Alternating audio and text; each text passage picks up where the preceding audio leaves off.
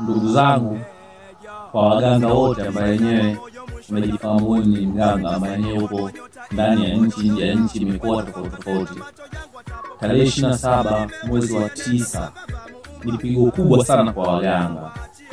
Asubuhi ya jana nilipokea taarifa kutokea kwenye chanzo cha Chungu ambaye aliripoti kwa kuna waganga walipata ajali, walikuwa wanatokea Maenge pamoja na Magi Katanda wamemzika jana, na wengine kama 4 baada ya saa 6 kupata taarifa kamili. Ila pia vile majira ya saa 10 tena mganga mwenzetu ambaye anafahamika kwa jina la Upepo, familia ya kina Matoa, naye tena alipata ajali ya gari, wamefariki waganga 2. Kwa hiyo jumla hadi sasa hivi tumeondokewa na waganga 6 kwenye ajali tofauti yenye kufanana.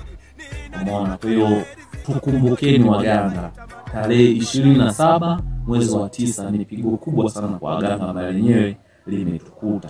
Inaumiza sana kwa mtu ambaye yenyewe unaondokewa mtu wako wa karibu, mtu uliozoeana naye na mtu uliompenda.